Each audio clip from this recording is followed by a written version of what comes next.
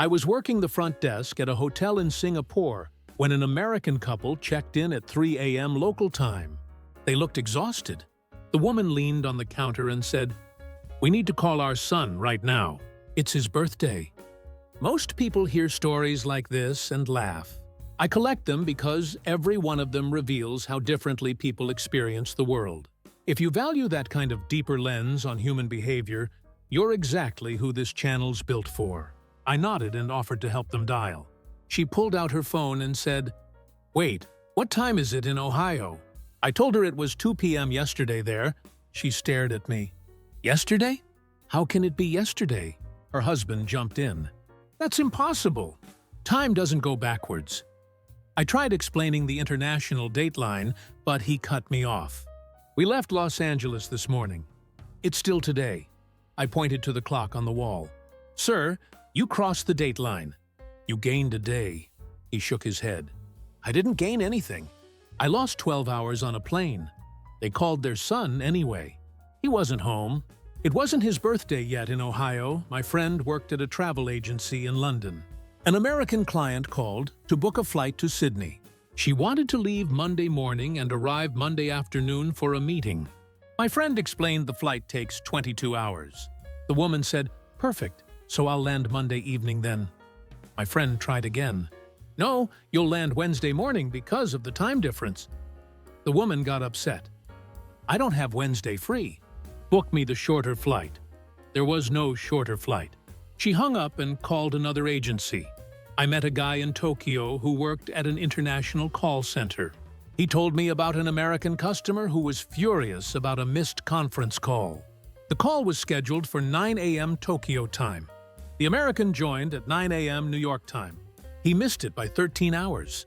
When my friend explained this, the American said, "Why didn't you schedule it at a normal time?" My friend asked what he meant. "A time that works for everyone."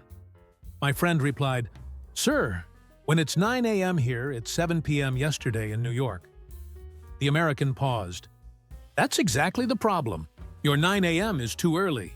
Another time, a woman came into the hotel lobby in Bangkok at 6 p.m. demanding breakfast. We stopped serving breakfast at 11 a.m. She insisted her body was still on California time, where it was 6 a.m. I told her we had dinner available. She said, "My stomach doesn't know it's dinner time. It knows it's breakfast time." I offered to make her an omelet anyway. She asked why the restaurant couldn't just operate on American time zones to make things easier for tourists. I didn't know what to say to that. Most people stop at the joke.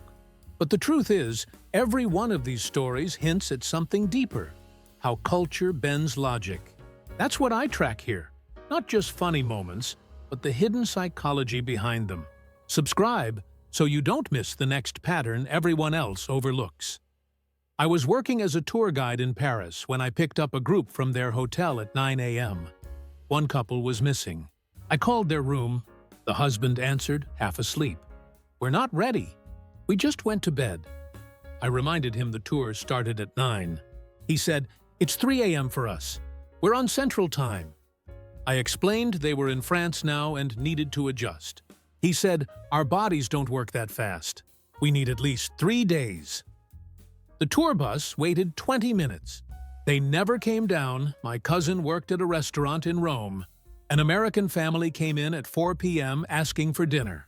The kitchen didn't open until 7 p.m. The father got annoyed. "We're starving. We haven't eaten since yesterday." My cousin explained they could find a cafe nearby. The father said, "Yesterday for you, maybe. But for us, it's been like 30 hours because of the time change." My cousin tried to follow the math. It didn't add up. The man insisted jet lag created extra hours somehow. His wife nodded in agreement. They left a bad review online saying the restaurant refused to accommodate time zone differences. I had a coworker in Dublin who ran a bed and breakfast. An American guest checked in on Thursday afternoon. Friday morning, she came downstairs upset. "I paid for 2 nights, but I've only been here 1 night."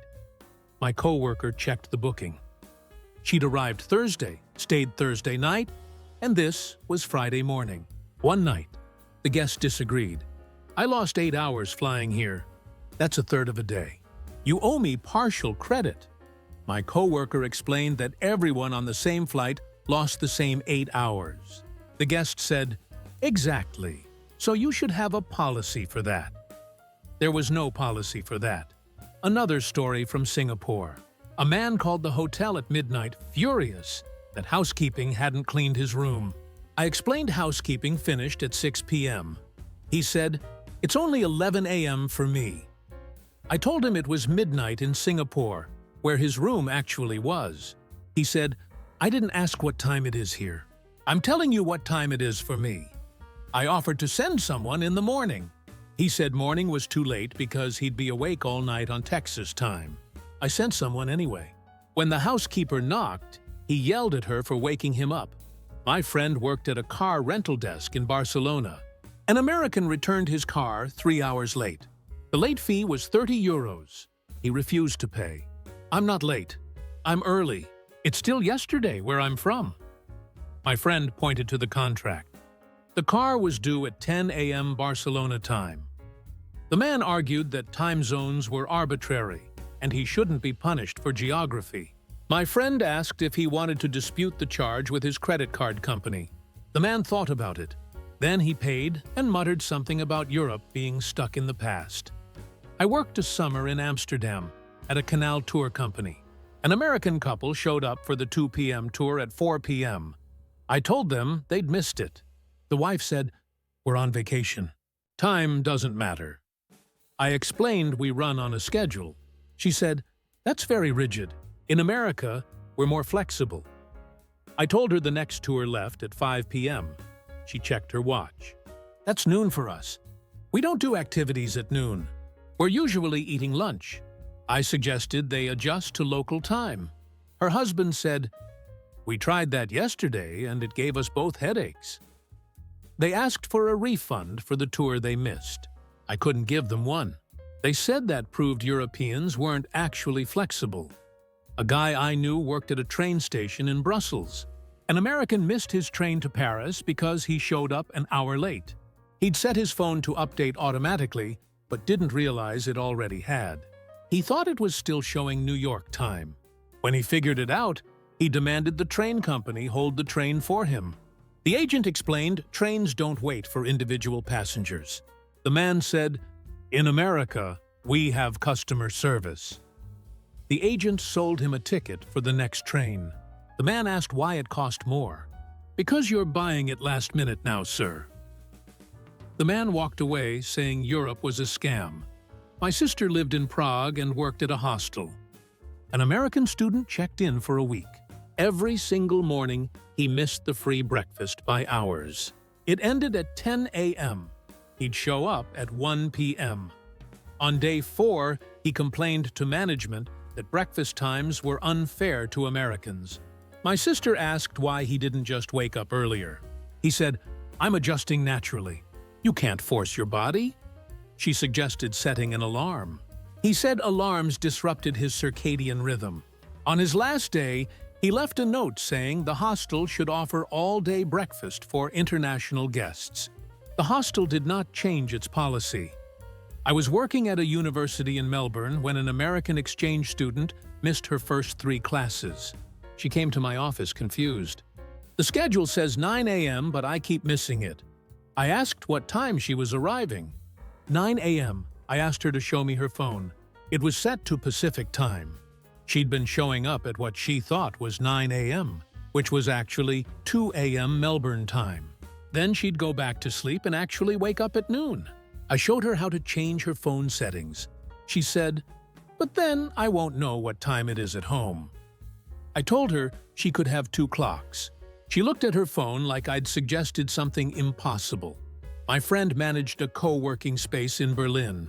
An American remote worker booked a conference room for a 10 a.m. meeting with his team back in Seattle. He showed up at 10 a.m. Berlin time. His team was asleep. The meeting was supposed to be 10 a.m. Seattle time, which was 7 p.m. in Berlin.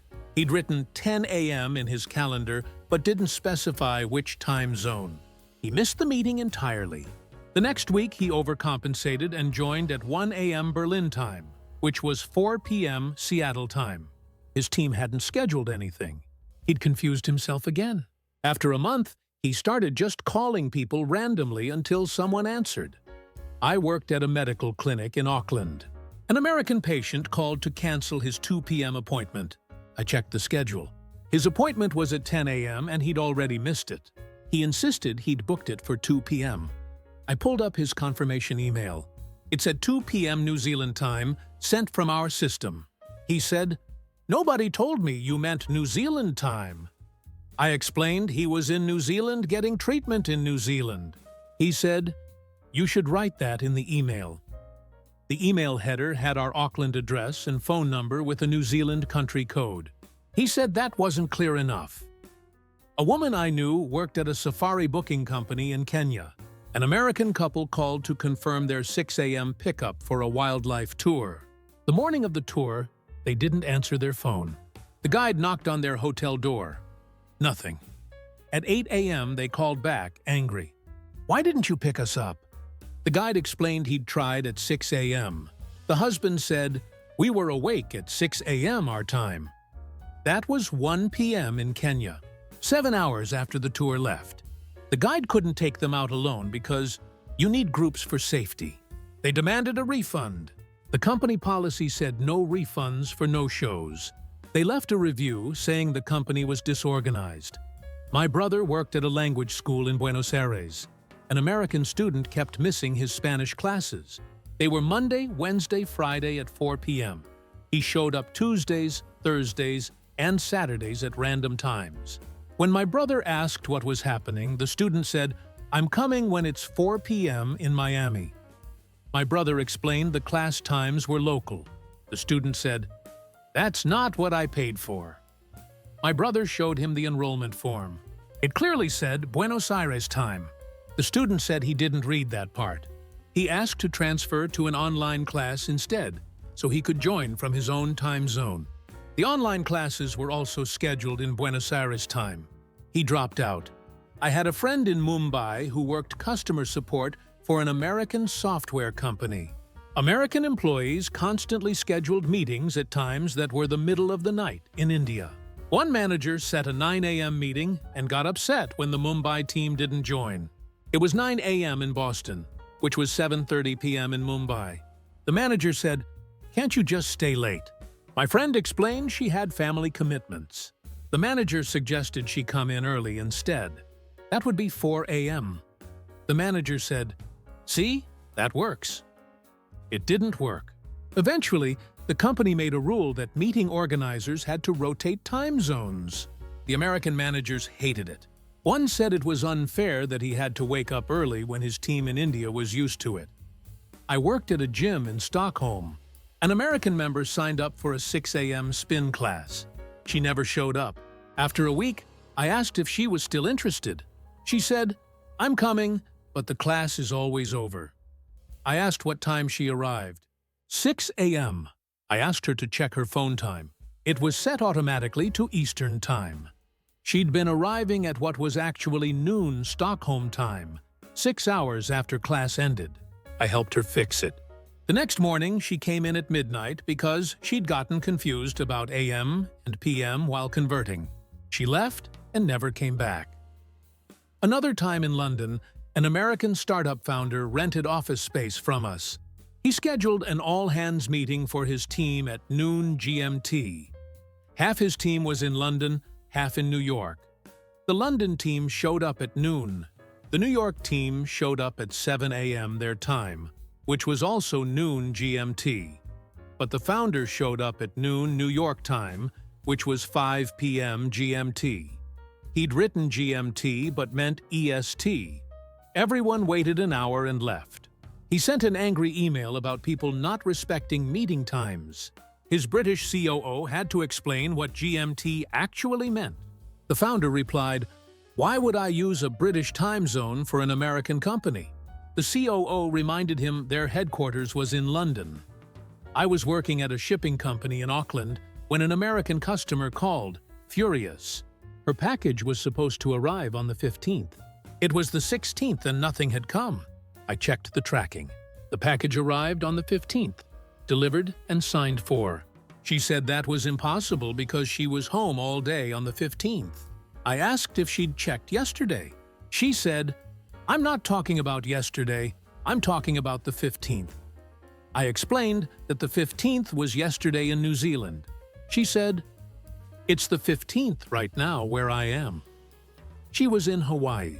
I told her the package was in New Zealand, not Hawaii. She said, "Then send it to Hawaii. That's where I am." She'd shipped it to her own address in Auckland, where she was visiting next month. She'd gotten her dates mixed up because she didn't account for crossing the date line. She blamed us for not warning her. My friend worked at an airline desk in Fiji. An American couple was checking in for a flight to Los Angeles. They were leaving Wednesday night and arriving Wednesday morning. The wife was thrilled. "We're time traveling backwards." Her husband studied the ticket, confused. "How do we land before we take off?" My friend explained they'd cross the date line and gain a day. The husband said, "But we're still on the plane for 11 hours.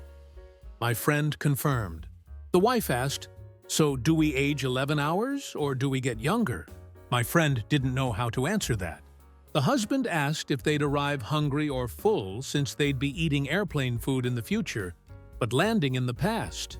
My friend just handed them their boarding passes. I worked at a hotel in Tokyo. An American guest checked in on Saturday. Sunday morning, he came down to the desk upset. "I missed my mother's birthday. It was yesterday, and I forgot to call." I asked when her birthday was. He said, "Saturday." I told him it was still Saturday in America. He could call now. He pulled out his phone. "No, look, it's Sunday." I explained that even though it was Sunday in Tokyo, it was still Saturday back home because of time zones. He stared at his phone, then at me, then back at his phone. That doesn't make sense. How is it 2 days at once? I told him time zones exist because the Earth rotates. He said, "I know that, but it shouldn't create 2 different days." He called his mother. She was confused why he called a day early. A guy I knew worked at a cruise port in Sydney. An American passenger was boarding a cruise that left Sydney on Friday and arrived in Auckland on Saturday. The cruise was 30 hours. The passenger asked how they could do a 30-hour trip in 1 day. The staff member explained they'd gain time crossing toward the date line. The passenger said, "So it's a shorter trip?" "No, still 30 hours. The passenger asked, "Then why does it say 1 day?" "Because of how dates work across time zones." The passenger gave up and just boarded. 2 days later, he filed a complaint that the cruise was longer than advertised. He'd counted hours, not days. My cousin worked at a tech company in Wellington. They had a video call scheduled with their California office for Thursday at 10 a.m. The Americans didn't join. An hour later, someone sent an email. Why wasn't anyone on the Wednesday meeting? The New Zealand team was confused. It was Thursday. They checked the calendar invite. It said Thursday 10 a.m. Wellington time, which was Wednesday 1 p.m. California time. The Americans had seen Wednesday in their calendar and assumed the New Zealand team had made a mistake. They rescheduled for Friday, which was Thursday in California. Half the team still got it wrong. I worked at a phone shop in Christchurch. An American tourist came in because her phone kept showing the wrong date. She'd reset it twice. I checked her settings. It was automatically updating to local time, which was correct. She said, "It says it's tomorrow." I explained that New Zealand is ahead of the United States. She said, "Ahead in time zones, not ahead in days." I tried to explain how the international date line works. She cut me off.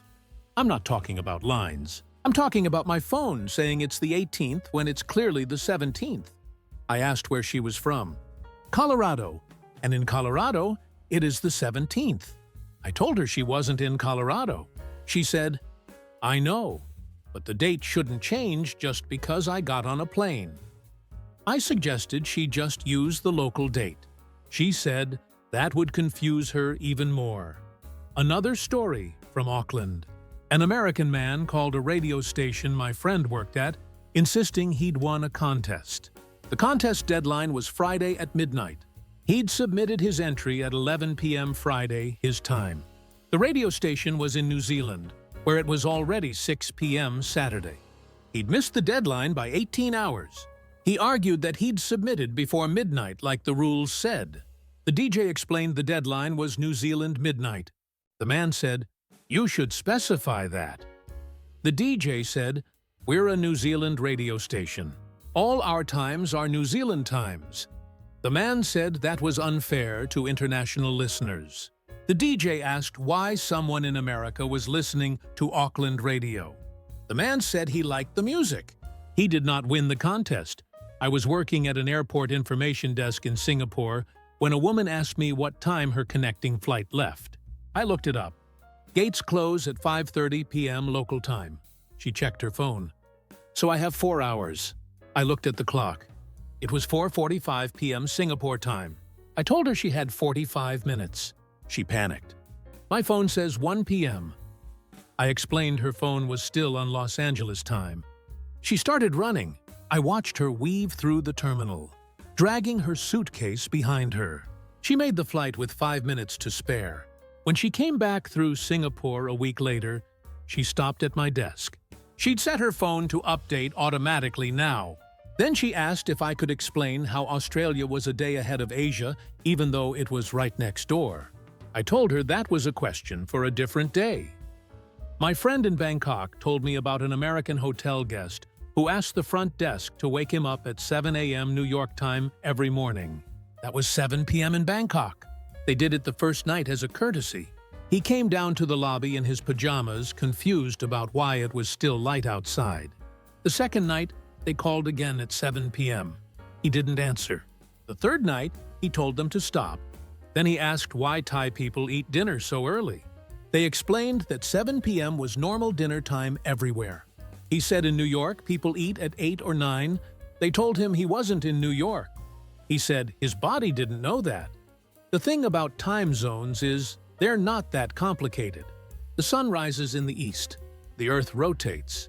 When it's morning in one place, it's night somewhere else. But if you've spent your whole life in one time zone, I guess it feels like everyone else is just doing it wrong. Like they should adjust to you instead of you adjusting to them. And when you add in the dateline, where it's literally a different day just a few miles away, it stops making sense to people who don't want it to make sense. These stories keep coming because people keep traveling. And every time someone crosses an ocean without checking what time it'll be when they land, another hotel clerk has to explain that yes, it really is tomorrow already. Time doesn't care about your itinerary. It just keeps moving forward, one zone at a time, whether you're ready or not. That's the kind of perspective I unpack every week. Stories that look simple on the surface, but reveal how humans actually think. If you've watched this far, you're already the kind of person who sees patterns others miss. Subscribe now so that next time you don't just hear the story, you understand it.